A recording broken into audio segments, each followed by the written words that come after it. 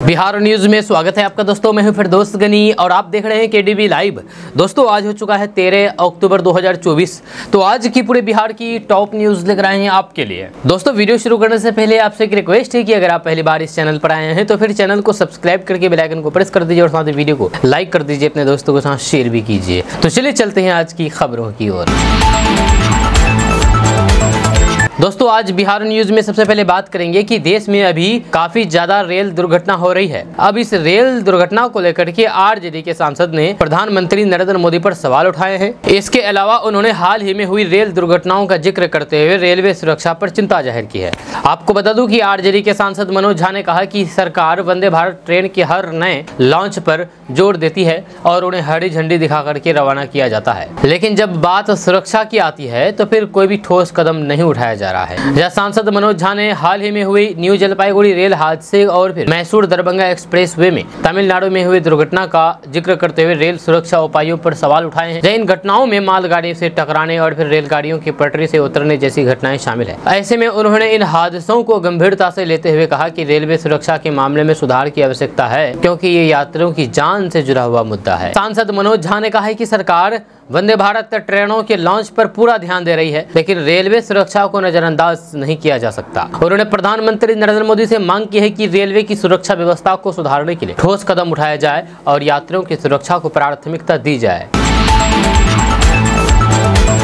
दोस्तों बिहार के उप मुख्यमंत्री सम्राट चौधरी अपने नए घर में प्रवेश कर चुके हैं। जब पटना के 5 देश रत्न स्थित इस बंगला को लेकर के खूब सियासत हुई, अब उसमें ही सम्राट चौधरी ने आज गृह प्रवेश कर लिया है। जब पूजा पाठ करके विजयदशमी को उन्होंने 5 देश रत्न मार्ग स्थित आवंटित किए गए आवास को उन्होंने अपने नया पता बना लिया है। इस दौरान पत्रकारों से बातचीत करते हुए उन्होंने कहा कि विजयदशमी के दिन शुभ काम करने की शुरुआत करते हैं। बिहार से असुरी ताकतों को भगाना ही हम लोगों का लक्ष्य है। असत्य पर सत्य की विजय कराना और फिर बिहार को विकास की ओर ले जाना है। आपको बता दें कि कुछ दिन पहले ही पूर्व डिप्टी सीएम तेजस्वी यादव ने इस बंगला को खाली कर दिया था। महागठबंधन सरकार में उप मुख्यमंत्री बनने के बाद तेजस्वी यादव को 5 देश रत्न मार्ग आवंटित किया गया था। जब वो उप मुख्यमंत्री रहे तब भी उन्होंने बंगला खाली नहीं किया। अब भवन निर्माण विभाग से नोटिस जारी होने के बाद तेजस्वी यादव को बंगला खाली करना पड़ा था। दोस्तों केंद्रीय मंत्री गिरिराज सिंह ने एक बार फिर से मुस्लिमों को लेकर के विवादित बयान दिया है, जिसके चलते हंगामा खड़ा हो गया है। गिरिराज सिंह ने कहा है कि यदि देश के बंटवारे के समय मुस्लिम पाकिस्तान चले जाते तो फिर आज लब जिहाद नहीं होता। हमारे देश में बेटियां सुरक्षित होती, दुर्गा मंदिरों के बाहर हंगामा नहीं होता और दुर्गा पूजा और फिर रामनवमी जुलूस पर कोई भी पत्थर नहीं फेंकता। गिरिराज सिंह का ये बयान बेगूसराय में धार्मिक जुलूस पर पथराव की घटना के बाद आया, जिसे लेकर के कांग्रेस ने उन पर उल्टा निशाना साधा। गिरिराज सिंह बिहार में हिंदू जागरण यात्रा भी शुरू करने वाले हैं। इस बयान को उससे जोड़ करके भी देखा जा रहा है। इस यात्रा को पहले ही सांप्रदायिक सद्भाव बिगाड़ने की कोशिश बता रही कांग्रेस ने कहा कि गिरिराज सिंह ऐसा बोलना छोड़ देंगे तो फिर भाजपा में नहीं रहेंगे। आपको बता दें कि गिरिराज सिंह ने कहा है कि पूर्वजों से देश का बंटवारा करते समय गलती हो गई। उन्होंने यदि उसी समय सारे मुस्लिम पाकिस्तान भेज दिए होते तो फिर हम हिंदू ही रहते। जब धर्म के आधार पर बंटवारा हुआ था, सारे मुस्लिम भेजने थे। जब ऐसा होता तो फिर आज पूरे देश में बेगूसराय में लब जिहाद नहीं होता। ये जानबूझ करके कलेवा बांध करके हमारी बेटियों से लब जिहाद करते हैं। जब लैंड जिहाद और फिर लब जिहाद के बाद अब खुर्शीद आलम की बेटियां वोट जिहाद करती है। गिरिराज सिंह ने कहा है कि हम लोग ताजिया पर पत्थर नहीं मारते, लेकिन हमारे रामनबी के जुलूस पर पथराव होता है। जय हिंदू होने पर भी आज संकट पैदा हो रहा है। हिंदू नहीं जागेंगे तो फिर कटेंगे और कटेंगे तो बटेंगे। दोस्तों बिहार में इस समय जमीन सर्वे का काम चल रहा है। ताजा रिपोर्ट्स के मुताबिक इस जमीन सर्वे से जमीन मालिकों को कई तरीके के लाभ होंगे, इसलिए जमीन मालिकों को सर्वे की प्रक्रिया में भाग लेनी चाहिए और फिर जमीन के सर्वे को जल्द से जल्द पूरा कर लेना चाहिए। बिहार में जमीन मालिक को सर्वे से 10 फायदे होंगे जो हम आपको अभी बताने जा रहे हैं। आपको बता दूं कि अस्थायी रिकॉर्ड, जमीन का अस्थायी और फिर अद्यतन रिकॉर्ड तैयार होगा जमीन सर्वे से, जो कि भविष्य में उपयोगी होगा। वहीं पर भ्रष्टाचार में कमी, जमीन सर्वे में पारदर्शिता बढ़ने से जमीन से संबंधित भ्रष्टाचार में कमी आएगी। तीसरा है भविष्य की योजना, या सरकारी योजनाओं और फिर विकास के लिए बेहतर योजना बनाने में सहयोग मिलेगी। उसके बाद है संवेदनशीलता, जमीन सर्वे के बाद किसानों और फिर भूमि मालिकों के अधिकारों के प्रति जागरूकता बढ़ेगी। उसके बाद है स्थानीय नीतियों का निर्माण, जब सर्वे के परिणामों के आधार पर अस्थायी और फिर प्रभावी भूमि नीतियों का निर्माण किया जा सकेगा। उसके बाद है स्वामित्व का प्रमाण, जब सर्वे के जरिए जमीन मालिकों को उनके स्वामित्व का आधिकारिक प्रमाण मिलेगा, इससे उन्हें काफी लाभ होगा। वहीं पर भूमि विवादों का समाधान, जमीन सर्वे से जमीन विवादों को सुलझाने में मदद मिलेगी, जिससे न्यायालयों में मामले कम होंगे। उसके बाद सरकारी योजनाओं का लाभ। सही डेटा के आधार पर किसान और फिर अन्य भूमि मालिक सरकारी योजनाओं का अधिकतम लाभ उठा सकेंगे। वहीं पर आर्थिक विकास, जब जमीन मालिकों को उनकी संपत्ति का सही मूल्य मिल सकेगा, जिससे आर्थिक गतिविधियों में भी वृद्धि होगी। वहीं पर कृषि सुधार, जमीन सर्वे के माध्यम से किसानों को अपनी जमीन की स्थिति के बारे में जानकारी मिलने से कृषि में सुधार संभव हो सकेगा। दोस्तों, बिहार में घर बैठे जाति, आय और फिर निवास प्रमाण पत्र बनाने की प्रक्रिया चल रही है। बहुत पहले से लागू है, लेकिन बहुत से लोग अभी भी इससे अनजान हैं। जी हाँ, सालों साल गुजर गए हैं जमीन, आय और जाति निवास प्रमाण पत्र ऑनलाइन बनाने का, लेकिन अभी भी बहुत से लोग भटकते हैं और कार्यालय के चक्कर लगाते हैं। आपको बता दूं कि आप घर बैठे जाति, आय और निवास प्रमाण पत्र बना सकते हैं बहुत ही आसान तरीके से। इसके लिए आपको ऑनलाइन के द्वारा आवेदन करना होगा। आपको बता दें कि बिहार सरकार ने जाति, आय, निवास प्रमाण पत्र बनाने की प्रक्रिया को ऑनलाइन कर दिया है। बिहार में आप घर बैठे ये कर सकते हैं, जहां ऑनलाइन आवेदन कर सकते हैं। आपको बता दूं कि जाति, आय और निवास प्रमाण पत्र के लिए वेबसाइट www.serviceonline.bihar.gov.in पर जाकर के ऑनलाइन के द्वारा आवेदन कर सकते हैं। उसके बाद आवेदन पत्र भरें। जो आवश्यक प्रमाण पत्र के लिए आवेदन पत्र भरें, इसमें आपकी व्यक्तिगत जानकारी, पता और फिर जाति, आय संबंधित जानकारी शामिल होगी। उसके बाद डॉक्यूमेंट्स अपलोड करें। इसके बाद मांगी गई आवश्यक दस्तावेज जैसे कि पहचान पत्र, निवास प्रमाण पत्र, आय प्रमाण पत्र आदि को स्कैन करके अपलोड करें। उसके बाद आवेदन की स्थिति ट्रैक करें। या आवेदन के बाद आप अपनी आवेदन की स्थिति को ऑनलाइन ट्रैक कर सकते हैं। आवेदन करने के 7 दिन के अंदर आपका ये प्रमाण पत्र बन करके तैयार हो जाएगा। दोस्तों, दशहरा पर्व के दौरान बिहार की नीतीश सरकार ने बेरोजगार युवाओं के लिए खुशखबरी दी है। जब बिहार सरकार ने पंचायती राज विभाग में 15,610 पदों पर भर्ती की घोषणा की है। जब पंचायती राज विभाग मंत्री केदार गुप्ता ने इस बात की जानकारी मीडिया से शेयर की है। उन्होंने बताया है कि विभिन्न पदों पर पद खाली हैं और फिर नियुक्ति से लेकर के बहाली तक की प्रक्रिया 2025 के विधानसभा चुनाव से पहले पूरी कर ली जाएगी। जल्द ही इसके लिए आवेदन की तिथि के बारे में जानकारी दी जाएगी और फिर इसके लिए विज्ञापन निकाले जाएंगे। आपको बता दूं कि 15,610 पदों में 4,351 पद अस्थायी नियुक्ति होगी, जबकि 11,259 पदों पर संविदा के आधार पर बहाली होगी। अस्थायी नियुक्ति में सबसे अधिक पंचायत सचिव के लिए 3525 पद है। इसके अलावा लिपिक यानी कि क्लर्क के लिए 504 पद, पंचायती राज अधिकारी के लिए 112 पद, जिला परिषद जूनियर इंजीनियर के लिए 104 पद, निम्न श्रेणी लिपिक के लिए 1 और फिर जिला परिषद निम्न श्रेणी लिपिक के लिए 72 पद शामिल है। वहीं पर लेखा परीक्षा के लिए 28 पद, चपरासी यानी कि पियोन के लिए 5 पद रहेंगे। इन सब की बहाली कर्मचारी चयन आयोग और फिर बिहार लोक सेवा आयोग दोनों से होगी। जब पंचायती राज विभाग के अनुसार इन खाली पड़े पदों पर नियुक्ति की प्रक्रिया जल्द शुरू होने वाली है। आपको बता दें कि पंचायती राज विभाग के अपर मुख्य सचिव मिहिर कुमार सिंह के अनुसार नवंबर से आवेदन की तारीख रखी गई है और सामान्य वर्ग के लिए 500 रुपए, जबकि आरक्षित लोगों के लिए 250 रुपए आवेदन शुल्क है। जब अभ्यर्थी ऑनलाइन आवेदन करेंगे।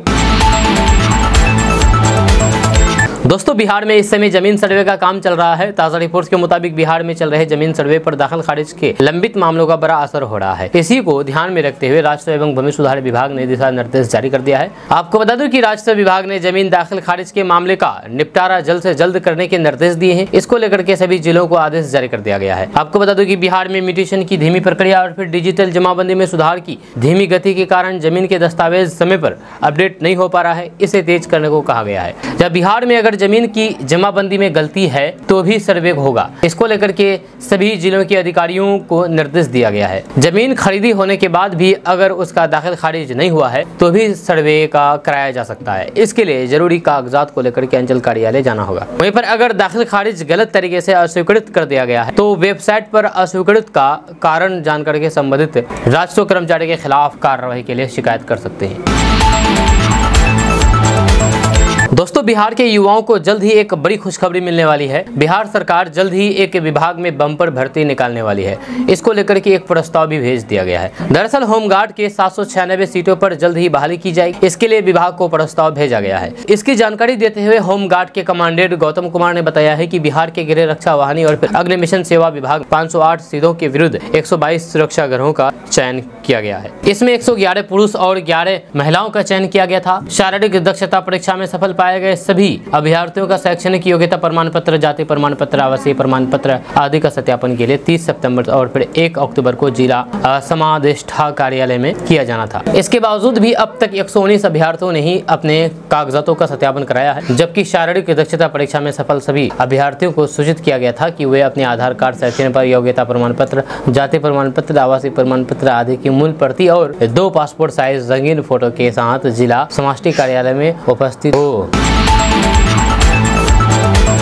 दोस्तों, आजकल सभी किसान खेती के साथ साथ पशुपालन करके भी कमाई करते हैं। आज के समय में ज्यादा दूध देने वाली नई कई नस्लों की गाय की बहुत ज्यादा डिमांड बनी रहती है। जब पशुपालक को ज्यादा से ज्यादा दूध देने वाली नस्लों में संकर या फिर विदेशी नस्लों का चयन करना बहुत ज्यादा पसंद किया जाता है। जब गायों की इन विदेशी नस्लों में इस जर्सी गाय को भारत देश में सबसे ज्यादा इसका पालन करते हैं। ये एक विदेशी नस्ल की गाय है और ये ज्यादा दूध देने के लिए पहचानी जाती है। इस प्रगतिशील डेयरी से व्यवसाय और फिर पशु डॉक्टर भी इस जर्सी गाय की नस्ल का पालन करने की बात करते हैं। जर्सी गायों का कलर लालिमा के साथ मटमैला, बादामी या फिर लाल रंग का होता है। इस जर्सी गाय को सफेद कलर के चीते के साथ में काले और फिर सफेद भी पाए जाते हैं। जर्सी किस्म की ये गाय कद में छोटी दिखाई देती है। जर्सी नस्ल के सांड का वजन लगभग 350 से 500 किलोग्राम तक पाया जाता है। जर्सी नस्ल की मादा गाय का वजन लगभग 300 से 450 किलोग्राम तक पाया जाता है।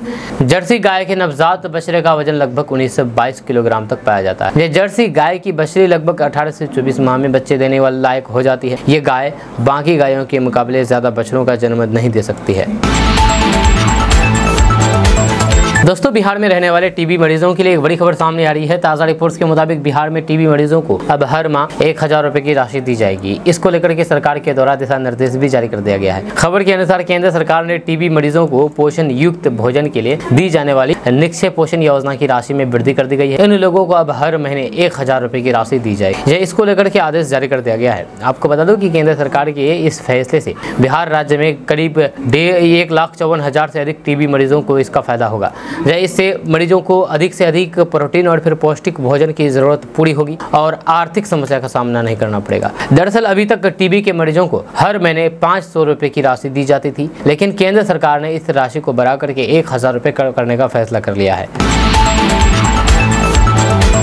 दोस्तों, बिहार में चल रहे जमीन सर्वे के बीच कई जगहों से धोखाधड़ी की खबरें सामने आ रही है। ऐसे में लोगों को जमीन सर्वे के दौरान कुछ बातों का ध्यान रखना चाहिए और किसी भी अफवाह पर ध्यान नहीं देना चाहिए। साथ ही संबंधित सर्वे कर्मी को से सलाह लेनी चाहिए। आपको बता दूं कि अगर आपका भी जमीन सर्वे हो रहा है तो आप 5 बातें हैं जो ध्यान आपको रखना चाहिए, नहीं तो फिर आपके साथ धोखाधड़ी हो सकता है। जी हाँ, नंबर 1, फॉर्म में सही जानकारी भरे। जमीन सर्वे के दौरान फॉर्म भरते समय ये सुनिश्चित करें कि सभी जानकारी सही है। आप अपने सभी जमीन की डिटेल्स को अच्छी तरीके से चेक कर लें। नंबर 2, जमीन सर्वेक्षण रिपोर्ट। जी हाँ, जमीन की भू सर्वेक्षण रिपोर्ट की कॉपी प्राप्त करें और उसमें दिए गए माप और सीमाओं की पुष्टि करें। यह सुनिश्चित करेगा कि जमीन की वास्तविक स्थिति सही है। नंबर 3, सरकारी साइट्स का उपयोग। जब बिहार सरकार की आधिकारिक वेबसाइट या फिर पोर्टलों का उपयोग करें जहां पर आप जमीन के रिकॉर्ड्स और फिर विवरण देख सकते हैं। इससे आपको सही जानकारी मिल सकेगी। इसके लिए आप वेबसाइट www.dlrs.bihar.gb.in पर विजिट करें। नंबर 4,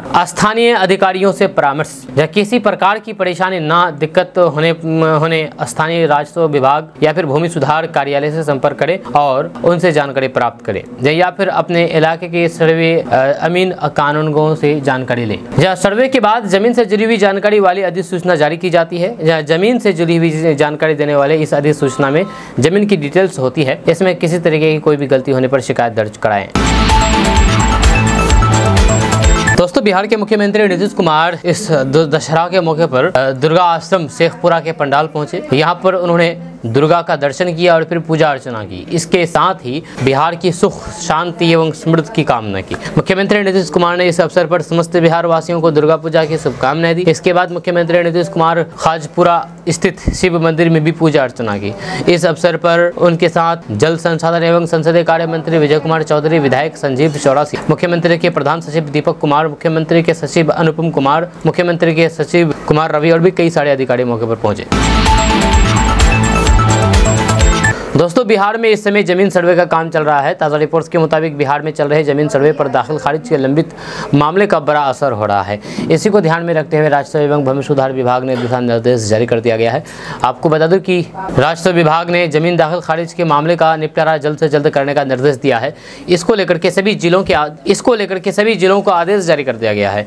जब बिहार में म्यूटेशन की धीमी प्रक्रिया और डिजिटल जमाबंदी में सुधार की धीमी गति के कारण जमीन के दस्तावेज समय पर अपडेट नहीं हो पा रहे हैं, इसे तेज करने को कहा गया है। वहीं पर बिहार में अगर जमीन की जमाबंदी में गलती है तो भी सर्वे होगा। इसको लेकर के सभी जिलों के जिलाधिकारियों को निर्देश दिया गया है।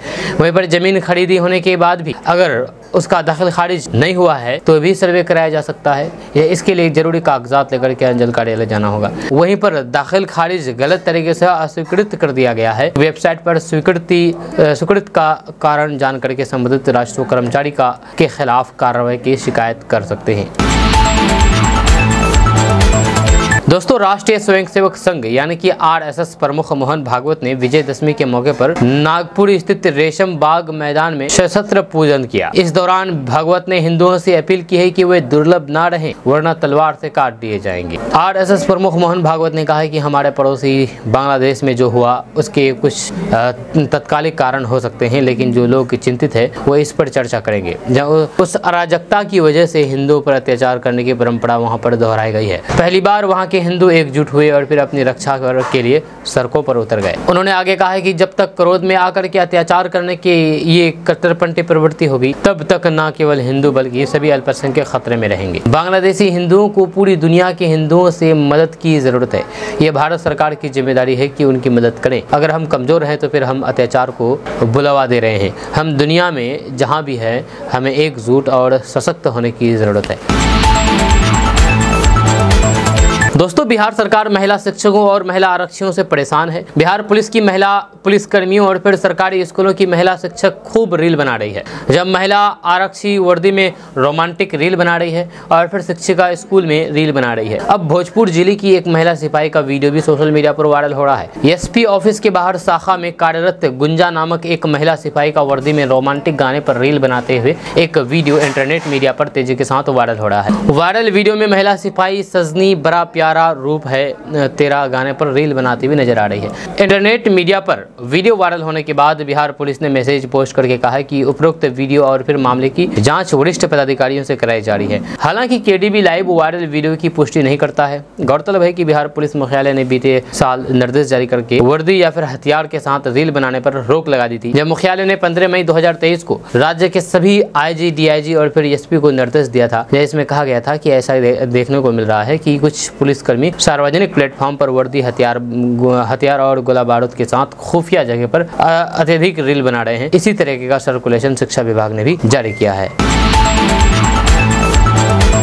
दोस्तों नवरात्र और फिर दशहरा पर आपने कई तरीके के मेले देखे होंगे, लेकिन क्या आपने भूतों का मेला देखा है? बिहार के बगहा में लगने वाला एक मेला अपने आप में अनोखा माना जाता है, जहां वाल्मीकि टाइगर रिजर्व के जंगल के बीच स्थित गोबरहिया स्थान पर साल 2001 में एक से भूत प्रेत से मुक्ति का खेल चलता आ रहा है। जहां अंधविश्वास की जड़ें इतनी मजबूत है कि यहाँ पर सैकड़ों की संख्या में लोग भूत और प्रेत से आत्माओं की मुक्ति के लिए पहुँचते हैं। भूत प्रेत भगाने के नाम पर पुरुष एवं महिलाओं के शरीर को यातनाएं भी दी जाती है। इस मेले में सिर्फ अनपढ़ ही नहीं बल्कि पढ़ी लिखी महिलाएं भी आती है, जिनके दावे सुनकर के आप भी हैरान रह जाएंगे। कुछ महिलाएं तो बीते 10 सालों से गोबरही देवी स्थान पर आ रही है, जब 10 साल पहले उन्होंने कई बड़े बड़े अस्पतालों में इलाज कराया, लेकिन उनके स्वास्थ्य में कोई भी सुधार नहीं हुआ। जहाँ अंत में थक हार करके वे गोबरहिया देवी के शरण में आई और आज काफी बेहतर है। महिलाओं का कहना है कि यहाँ पर आने पर उन्हें सब दुखों से छुटकारा मिल गया है, जब वो बेहतर जीवन यापन कर रहे हैं। इनका ये भी कहना है कि प्रत्येक साल इस मेले में देवी का दर्शन करने आती है,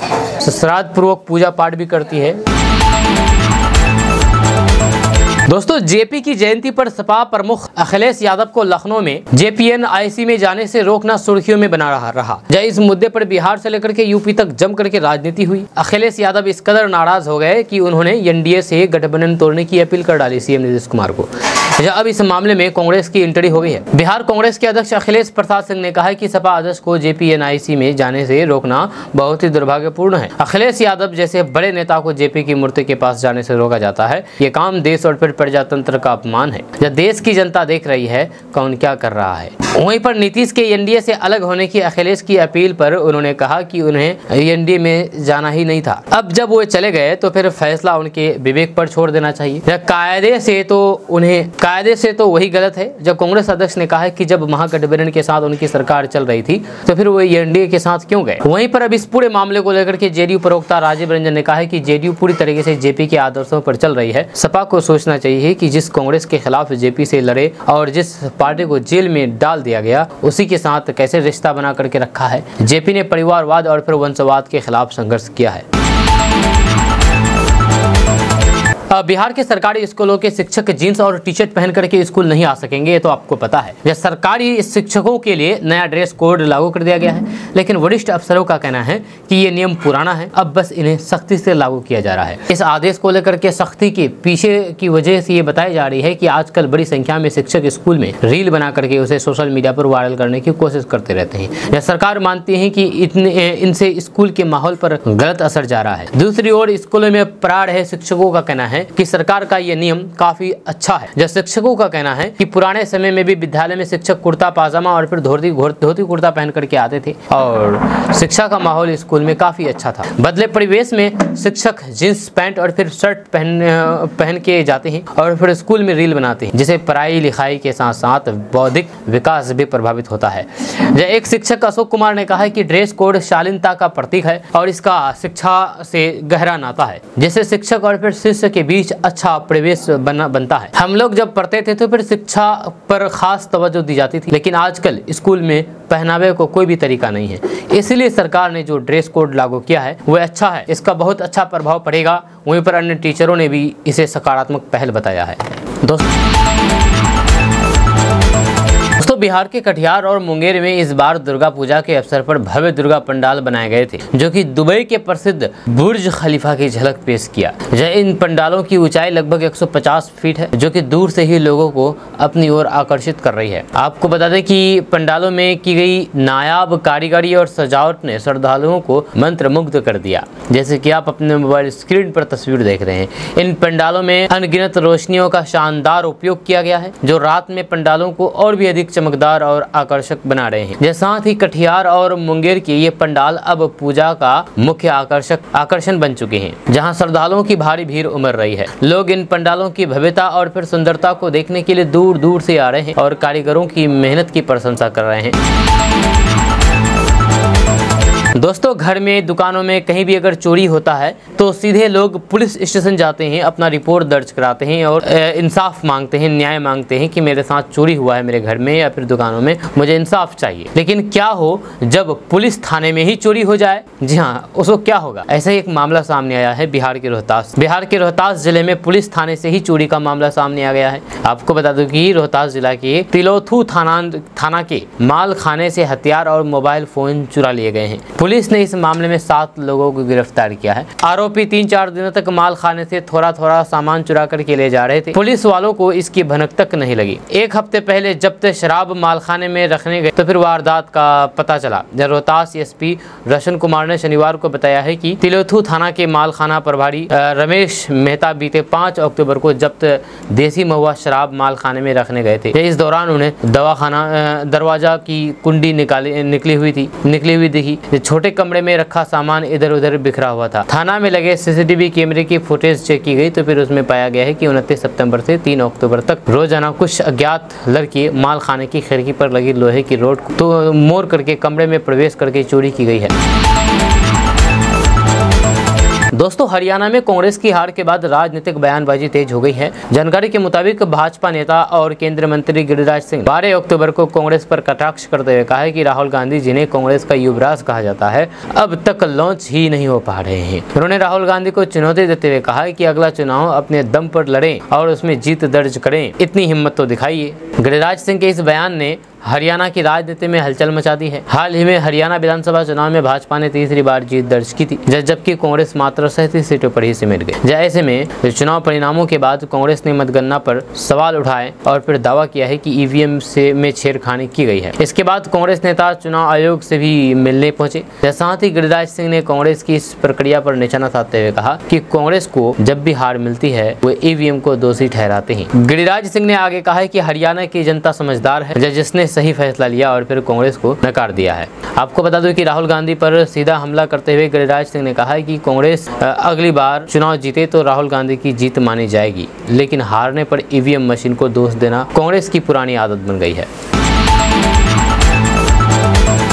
बिहार में अपराधियों का तांडव लगातार जारी है। बिहार के अंदर अब अपराधी खुलेआम लोगों को धमकी देना शुरू कर दिया है। इसी कड़ी में अभी एक नया मामला सामने आया है, जहां पर गया सेंट्रल जेल से रंगदारी की धमकी भरा कॉल एक ठेकेदार को किया गया। जानकारी के अनुसार बिहार झारखंड में गैस पाइपलाइन का कार्य करा रही HUI कंस्ट्रक्शन कंपनी के निदेशक उज्जवल कुमार से 1 करोड़ रुपए रंगदारी के लिए गया जेल से कुख्यात अंकुर चौबे कॉल कर रहा है। जब उसने उज्जवल के अलावा उनके भाई धीरेन्द्र कुमार को भी रंगदारी के लिए कॉल की। 6 अक्टूबर को सुबह 8:11 पर अंकुर चौबे की कॉल आई, जब उसने गाली गलौज करते हुए रंगदारी में 1 करोड़ रुपए की मांग की और रुपए नहीं मिलने पर धमकी दी। उसने 15 दिन की डेडलाइन तय किया है।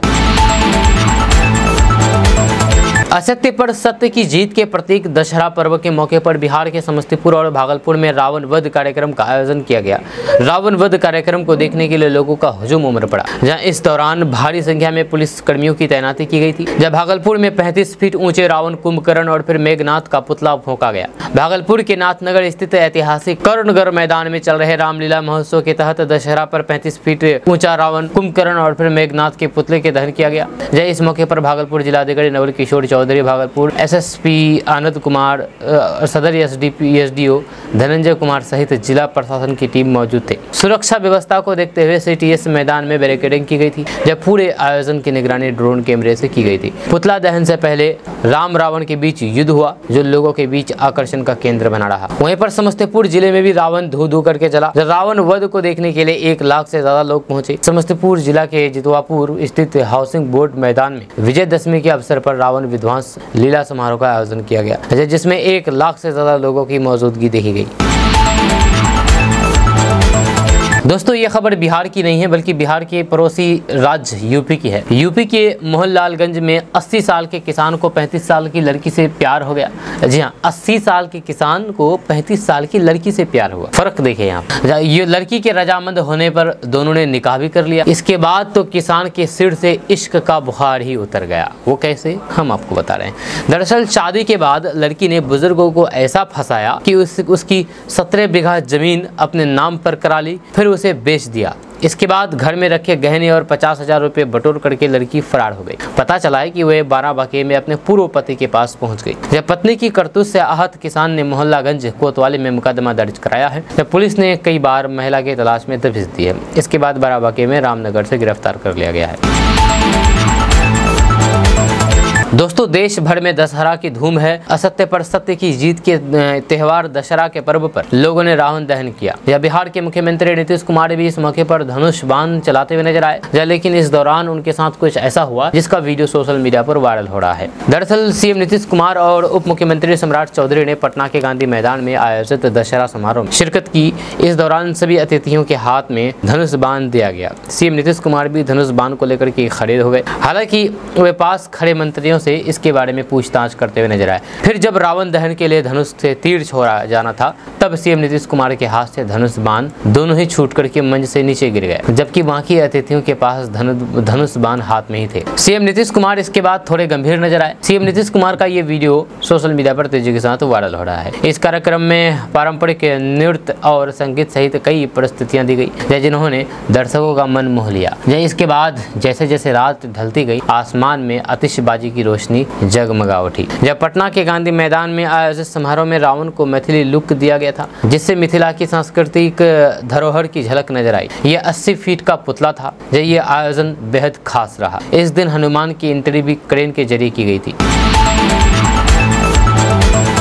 दोस्तों, बिहार के पूर्णिया में सांसद पप्पू यादव दशहरा पर्व पर आयोजित कार्यक्रम में झुलस गए हैं। जी हां, रावण वध के दौरान आतिशबाजी के कारण आग से हादसा हुआ। दरअसल पप्पू यादव ने जिस रॉकेट में आग लगाई वह उल्टा था, इसकी वजह से यह हादसा हो गया। जब बिहार में पप्पू यादव को सबसे ज्यादा ऑन फील्ड रहने वाले नेताओं में शामिल माना जाता है, जब शनिवार को उनके साथ बड़ा हादसा हो गया। दरअसल पूर्णिया के मरंगा में दशहरा पर्व पर कार्यक्रम का आयोजन किया गया था। यहाँ रावण दहन के लिए पप्पू यादव पहुंचे थे। इस दौरान ही उनके साथ यह हादसा हो। बताया जा रहा है कि उनकी आंखों में चोट लगी है। आपको बता दूं कि यहाँ पर 55 फीट ऊंचा रावण का पुतला बनाया गया था, जहाँ जिसके दहन को लेकर के सांसद पप्पू यादव पहुंचे थे। आग लगा करके पुतले का दहन किया गया। इस दौरान जम करके आतिशबाजी भी देखने को मिली, लेकिन हादसे में बारूद पप्पू यादव की दाहिनी आंख में गिरा। डॉक्टर उनके इलाज में जुटे हुए हैं। सांसद पप्पू यादव ने इससे पहले कहा है कि आज हर इंसान को अपने अंदर के रावण को मारने की जरूरत है। रावण वध करने के लिए जो नेता आते हैं वे भी रावण जैसे ही हैं। जो अपने अंदर की बुराइयों को अपने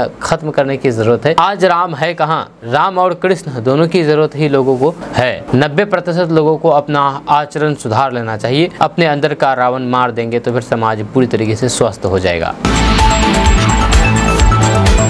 दोस्तों, बिहार में जारी जमीन सर्वे के दौरान आ रही परेशानियों को कम करने के लिए सरकार अपने स्तर से कई तरह के कदम उठाती है। सरकार लोगों को आ रही दिक्कतों को कम करने के लिए समीक्षा भी करती है। इसी में पता चलता है कि प्रदेश में यानी कि बिहार में अंचल कार्यालय में दाखिल खारिज के 6 लाख से आसपास मामला अटके पड़े हैं, जिस वजह से जमीन से जुड़े हुए काम अटक रहे हैं और जमीन सर्वे में भी समय लग रहा है। इसी परेशानी को खत्म करने के लिए राजस्व विभाग ने नवम्बर तक 4,70,000 मामलों को निपटारे का आदेश दिया है। जमीन के रिकॉर्ड को अपडेट करने की प्रक्रिया को दाखिल खारिज कहते हैं। फिलहाल इसी काम में बहुत ही देरी हो रही है। मीडिया रिपोर्ट्स के मुताबिक राज्य भर में यानी कि पूरे बिहार में लगभग 6 लाख मामले अंचल कार्यालय में लंबित पड़े हैं। जब विभाग के अनुसार सर्वे के दौरान आवेदनों में गलतियां होने की वजह से देरी हो रही है। जब पहले के नियम के मुताबिक इस गलती को अंचल अधिकारी खुद ठीक कर सकते थे, लेकिन अब ऐसा नहीं है। अब गलत आवेदन वापस आवेदक के पास भेज दिए जाते हैं, जिससे बहुत समय बर्बाद होता है।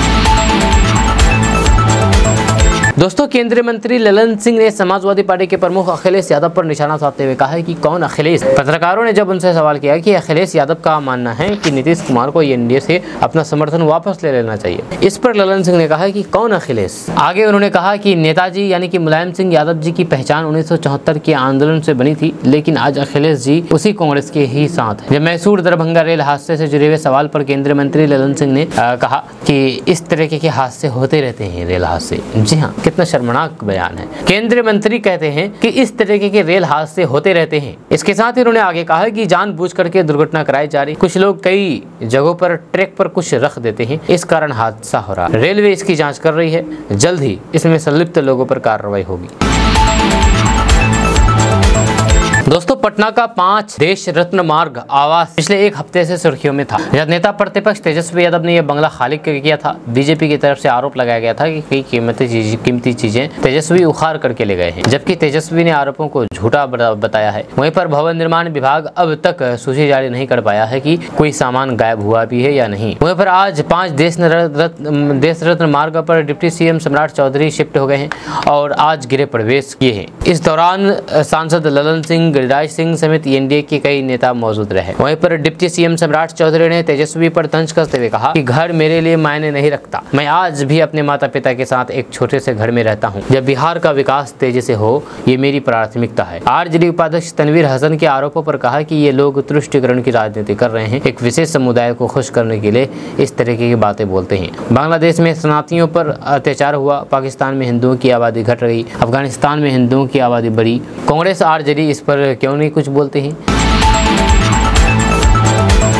दोस्तों, मौसम विभाग ने बताया है कि बिहार में अब बारिश का दौर खत्म होने वाला है। विजयदशमी के दिन बिहार से मानसून की विदाई हो रही है। इस वर्ष बारिश ने बिहार में जम करके तबाही मचाई है। सैकड़ों तटबंध टूटे, घर तबाह हो गए, गांव टापू में तब्दील हो गए, कईयों की जान गई। मौसम की बेरुखी के कारण अक्टूबर महीने में भी लोग गर्मी से परेशान है। आज पटना में बादलों ने अपनी उपस्थिति दर्ज कराई है। इस वजह से मौसम कुछ सुहाना हुआ है और फिर कुछ ठंड आई है। अब बिहार के मौसम को लेकर के विभाग ने अलर्ट जारी कर दिया है। मौसम विभाग ने अपने पूर्वानुमान में बताया है कि 18 अक्टूबर को 1 या फिर 2 जगहों पर बारिश हो सकती है। पटना मौसम विज्ञान केंद्र के मुताबिक अगले 6 दिनों तक बिहार के उत्तरी और फिर दक्षिणी भाग में मौसम शुष्क रह सकता है, यानी कि कहीं भी बारिश के आसार नहीं है। जिन जिलों में बारिश को लेकर के अलर्ट जारी किया गया है उनमें सुपौल, अररिया, किशनगंज, मधेपुरा, पूर्णिया, सहरसा, कटिहार, भागलपुर, जमुई, मुंगेर और बांका जिला शामिल है।